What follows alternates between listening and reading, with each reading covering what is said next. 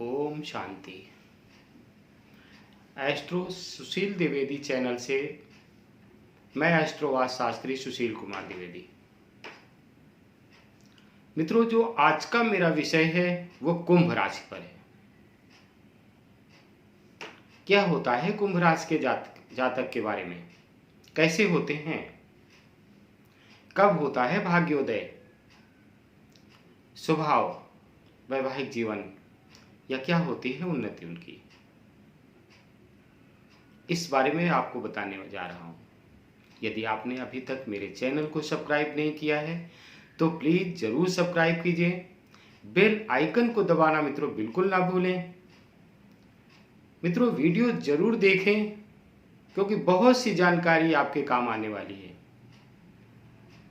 Like करना ना भूलें मित्रों, और शेयर करें जिससे कि जानकारी दूसरों तक भी जा सके। तो अब मैं बताने जा रहा हूं आपको कुंभ राशि के बारे में। घड़ा स्थिर राशि है, वायु तत्व से संबंध रखती है। शनि की राशि, शनि वैसे भी न्यायप्रिय देवता हैं। मित्रों, थोड़ा सा ये अहंकारी स्वभाव के होते हैं, दंभी भी होते हैं और वातुनी भी हो सकते हैं। कभी कभी ये ज़्यादा बोल जाते हैं जिसके कारण इनके रिश्तों में भी बहुत खटास आती है। कभी कभी ऐसी राशि के जातक सामने से कुछ दिखते हैं लेकिन पीछे से इनका कुछ और ही रूप होता है। खर्च सीमित ही करते हैं,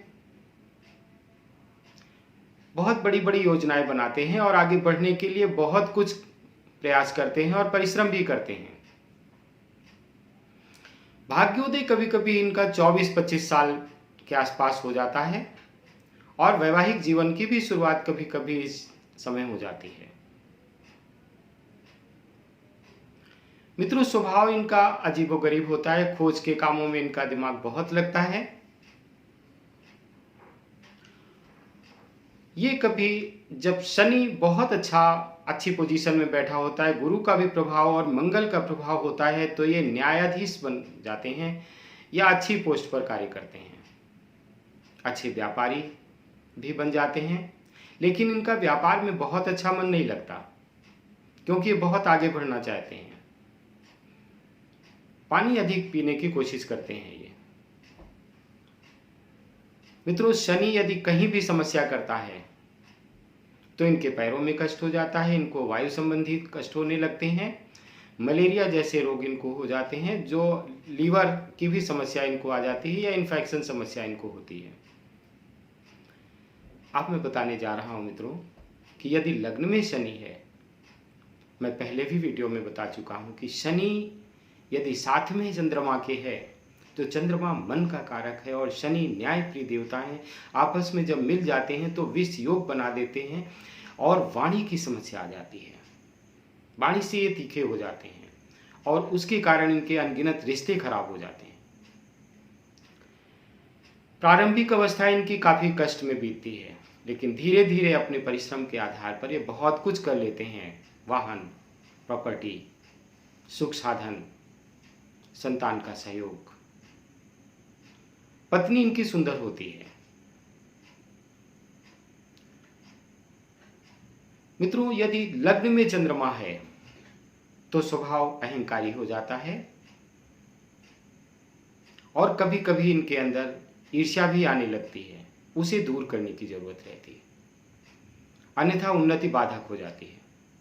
यदि द्वितीय भाव में चंद्रमा है कुंभ राशि का तो धन कमाने की कोशिश से ज्यादा करते हैं। बाईं आंख में इनकी तकलीफ होती है,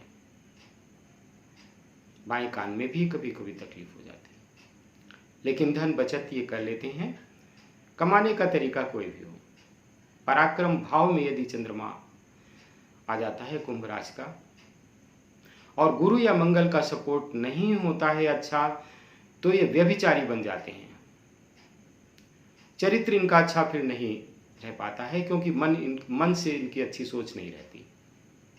यदि सुख भाव में चंद्रमा कुंभ राशि का होता है तो मां को पैरों में या गठिया का कष्ट हो जाता है। हड्डी समस्या से मां बहुत परेशान रहती है। जब से ये जन्म लेते हैं, जन्म से लेकर कभी कभी इनकी मां का देहांत भी हो जाता है। पंचम भाव में यदि कुंभ राशि का चंद्रमा है, पंचमेश गुरु अच्छा नहीं है या मंगल का सपोर्ट नहीं है, तो इन्हें पुत्र नहीं होते। उपाय की जरूरत रहती है, कन्या होती है और कन्या से भी कभी कभी इनका मतभेद रहता है। छठे भाव में यदि चंद्रमा है तो शत्रु बहुत होते हैं, लेकिन शत्रु अपने आप स्वयं नष्ट हो जाते हैं, इन्हें ज्यादा कुछ करने की जरूरत नहीं होती है। सप्तम भाव में यदि चंद्रमा है कुंभ राशि का होकर, तो वैवाहिक जीवन को समस्यादायक बना देते हैं। इन्हें वैवाहिक जीवन के प्रति बहुत सावधान रहना पड़ता है। यूरिन इन्फेक्शन, नसों में तकलीफ, इस तरह की समस्याएं, या पैरों में या पैर फटे रहते हैं, नाखूनों में कष्ट होता है, हाथों में दर्द रहता है, सर दर्द भी कभी कभी रहता है। उपाय की जरूरत। अष्टम भाव में यदि चंद्रमा है तो ये मन से शांत नहीं रहते हैं, एक जगह कहीं नहीं बैठ पाते हैं, एक काम के बाद दूसरे काम को करते हैं, अनगिनत कामों को करते हैं और कभी कभी इनका बहुत भाग्योदय यदि कहा जाए तो 48 साल के बाद हो पाता है। संतुष्टि इनको नहीं मिलती। यदि भाग्य भाव में चंद्रमा है तो धर्म के प्रति इनकी रुचि आ जाती है। कभी कभी वास्तु शास्त्री, ज्योतिष कार्य, अच्छे पद पर ये कार्य करते हैं, धन की बचत अच्छी करते हैं और धार्मिक कार्यों में इनका व्यय होता है। पारिवारिक जीवन भी करीब करीब ठीक रहता है, सामान्यतः बीतता है, कम बोलते हैं। दसम भाव में यदि चंद्रमा है तो मित्रों ये पिता को कभी कभी पिता की मृत्यु भी हो जाती है, या पिता का कष्ट रहता है, अथवा पिता से इनकी कम पड़ती है। राज्य भाव के इनकी समस्या रहती है, या पिता की संपत्ति विवादित हो जाती है। समस्यादायक जीवन इनका हो जाता है। आर्थिक उन्नति कर लेते हैं, बचत भी अच्छी करते हैं, वाहन प्रॉपर्टी सुख इनको अच्छा रहता है।